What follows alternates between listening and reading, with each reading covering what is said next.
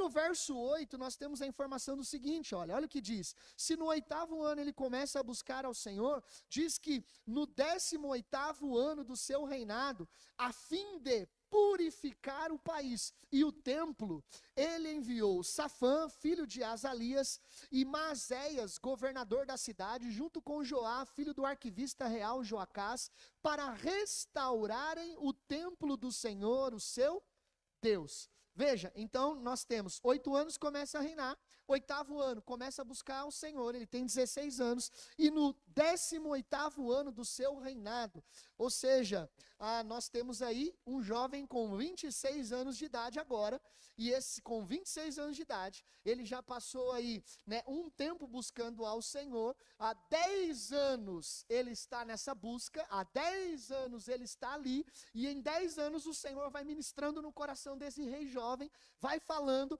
ele vai vivendo seus dias. Eu penso Josias ainda jovem, andando no palácio, conversando com os que são chefes do seu reino, os que são os seus conselheiros. Ele vai olhando a nação, ele vê a vida da nação, ele olha para o templo e ele busca o Senhor. Ele olha a realidade do povo e ele busca o Senhor. Isso vai gerando inquietação no coração dele, a ponto de com 26 anos, um jovem, cadê os nossos jovens?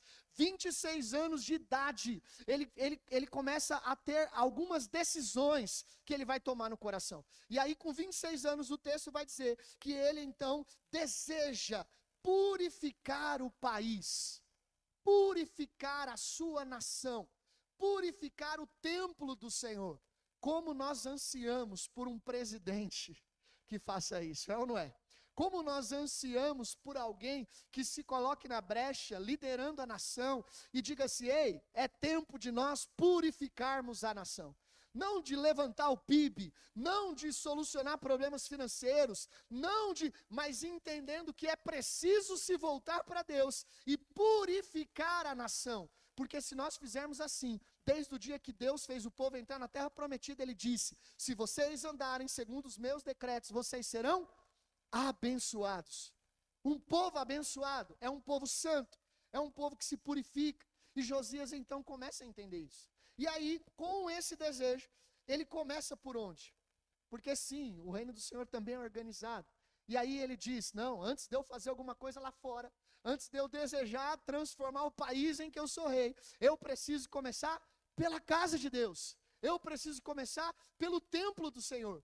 Então o texto diz que ele deseja purificar o país e o templo, e ele vai enviar os seus sacerdotes, os seus líderes espirituais, para realizar essa tarefa. Ei, a purificação do Senhor começa pela casa dele, começa por aqui. Não vai ter nação transformada, não vai ter cidade transformada, se nós, quanto filhos do Senhor, não formos santos e purificados. Quem carrega a mensagem de boa nova de transformação é você e eu, amém?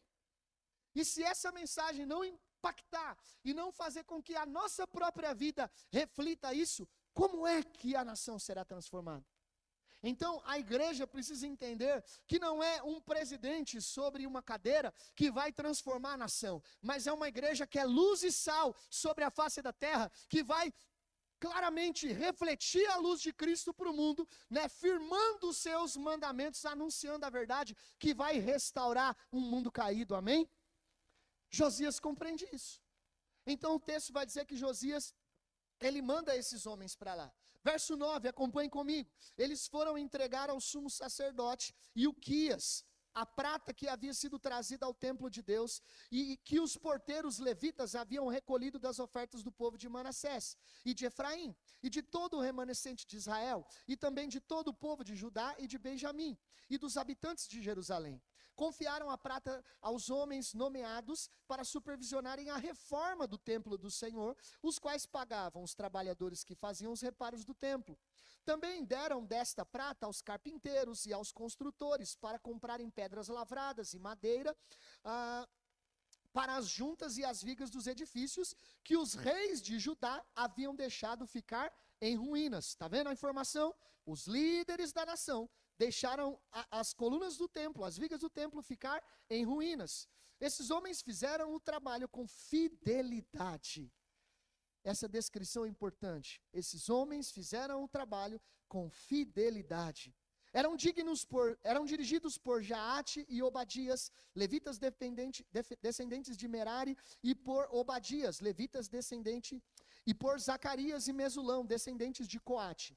Todos os levitas que sabiam tocar instrumentos musicais estavam encarregados dos operários e supervisionavam todos os trabalhadores em todas as funções. Outros levitas eram secretários, oficiais e porteiros.